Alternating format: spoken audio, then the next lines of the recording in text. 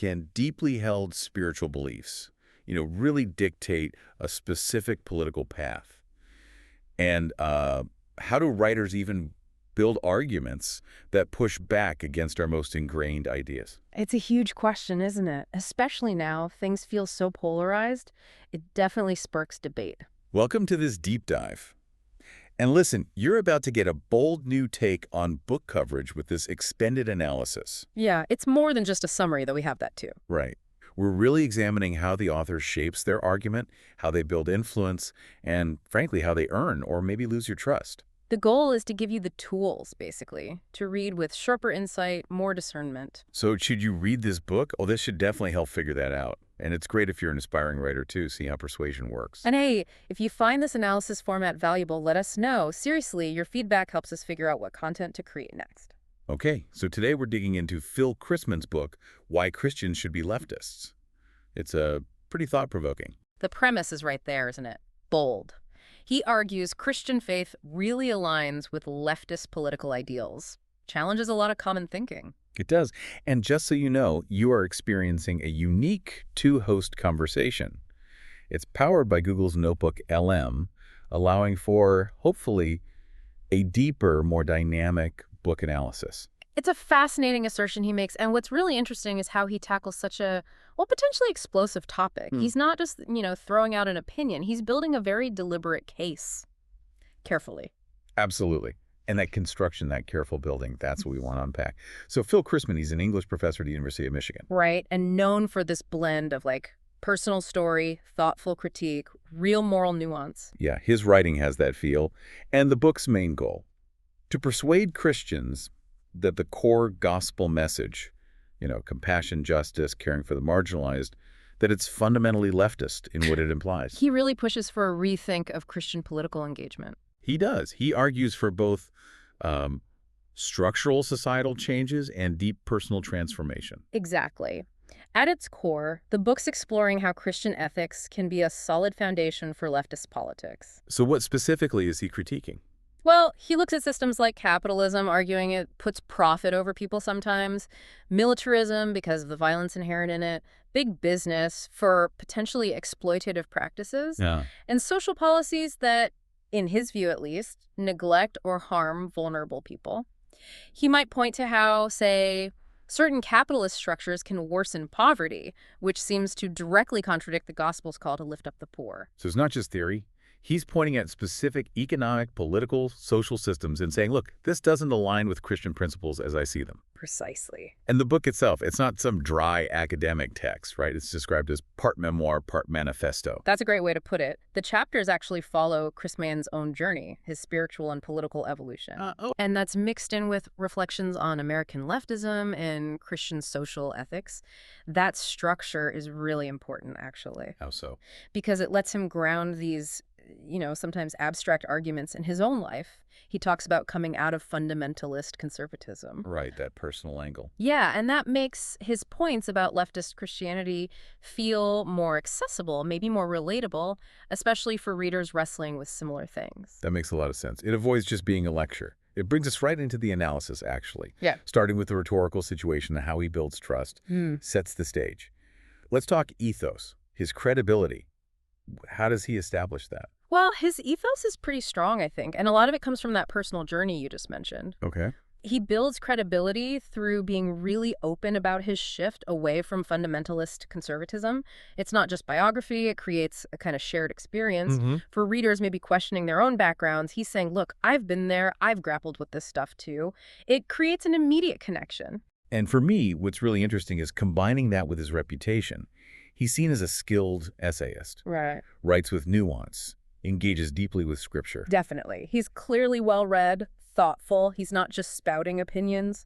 But what stands out is his moral seriousness, but also that he avoids being dogmatic. He doesn't lay out the single leftist ideology you must follow. No, he focuses more on the broad ethical commands of Christianity, allowing for different ways to apply them. So this transparency, his background, it helps you, the reader, kind of size him up, doesn't it? Assess his authority, his willingness to tackle complexity. Exactly. By sharing his own evolution, he's not asking for blind agreement. He's inviting you into this critical exploration with him. It builds trust. makes you more open to his arguments, even if they're challenging. That's a really effective way to connect, feeling like you're on a journey with him, not just being told what to think. Okay, what about the occasion? Why this book? Why now? Well, the timing feels crucial. It comes out during a period of intense polarization, right? Both in Christian circles and secular politics. For sure. There are constant debates about faith in public life, especially with the rise of the far right, but also, growing calls within Christianity itself for more social justice. So he's stepping right into that tension. Directly. Offering an alternative vision when maybe a lot of people are looking for one. It's a counter-narrative to that common link between conservative politics and American evangelicalism. So, thinking about you, the listener, how does that context shape the book's impact and maybe how you receive its arguments? Well, if you feel caught between your faith and the current political scene, or you're just curious about different takes, this book speaks directly to those contemporary issues, those fault lines. It offers a very distinct, timely perspective. Yeah, it really does. Which leads us to the audience and purpose.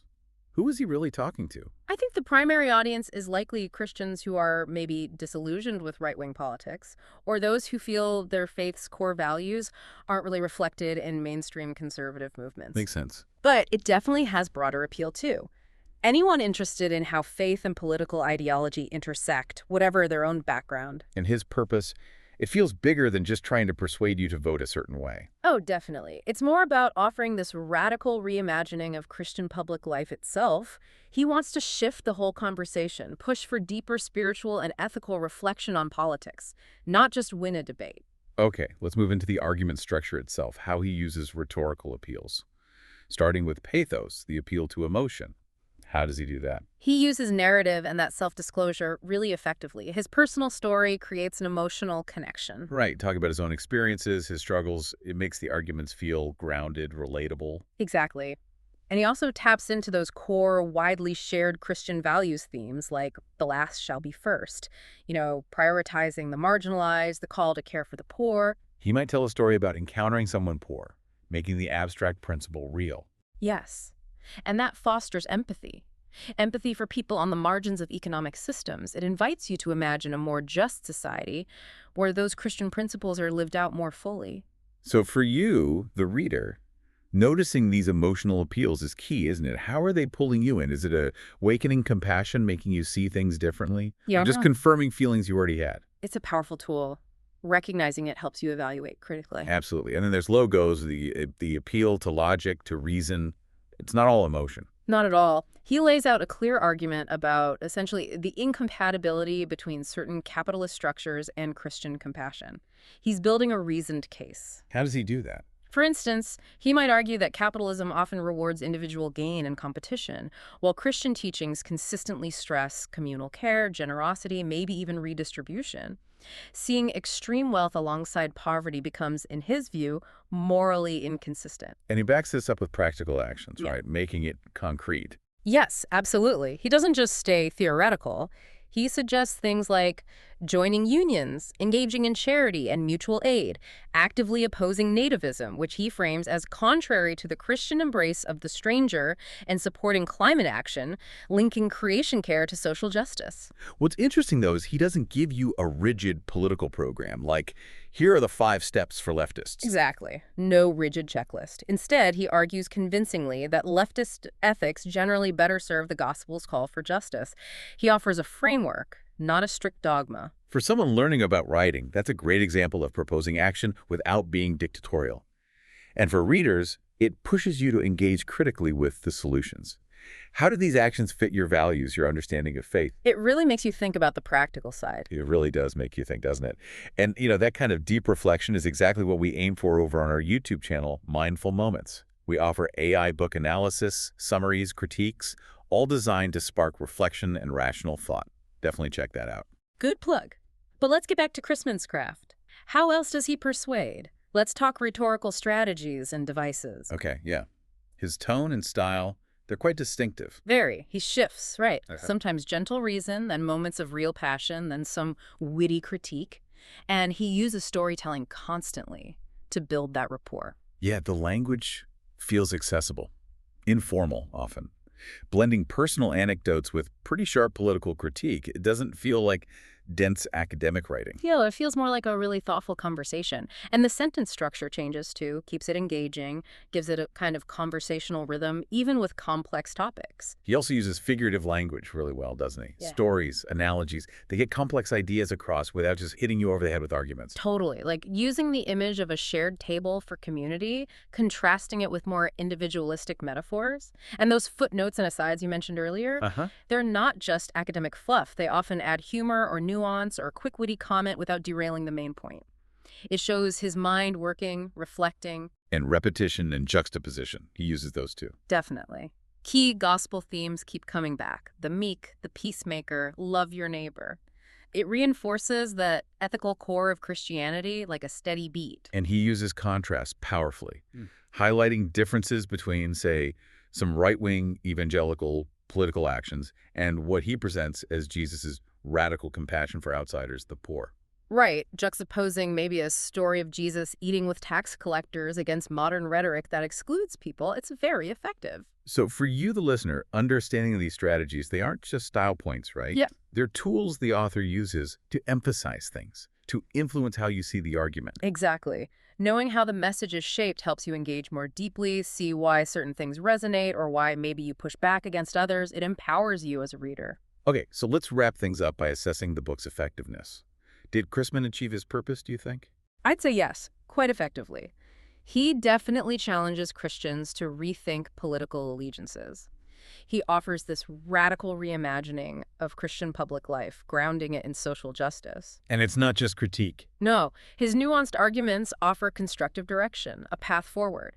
And that personal tone, the scriptural references, make it accessible. People already uncomfortable with right-wing Christianity will likely find validation and thoughtful points. Others might find a really challenging new perspective. So it hits the intended audience well. Very much so. And what about the argument's consistency? It jumps between memoir and manifesto sometimes, you said. It does. It can feel a bit digressive at times, but the core argument, the call to action, it stays pretty clear throughout. It's consistently backed by reason, scripture, and that moral reflection we talked about. What about his honesty, his transparency? That's admirable, I think. He's open about ideological debates within the left. He's careful not to boil Christianity down to one narrow political label. He leaves room for different leftist views. And that builds trust, right? Absolutely. It allows you, the reader, to think critically, to engage, rather than just passively accept. He's inviting dialogue, not demanding adherence to a dogma. Okay, so to recap, Phil Christman's book offers this nuanced, compassionate critique. He powerfully argues that Christianity's core values really demand a politics focused on justice and caring for the marginalized. Making leftism, for him, not just an ethical choice, but maybe even a spiritual imperative for many believers. It's a real challenge to the status quo. So here's a final thought for you to ponder. Regardless of your own political leanings, how does a book like this challenge your assumptions about faith and political action? And maybe, how does understanding an author's rhetorical choices, the how of their argument, change the way you read, maybe even the way you write? How does it help you engage more critically? Definitely something to think about. Click the link on screen for the in-depth book summary, subscribe, share, maybe purchase the book via the link, and always think rationally. See the many genre-based book analyses, like this one, at Mindful Moments. Subscribe and nourish your mind on the go.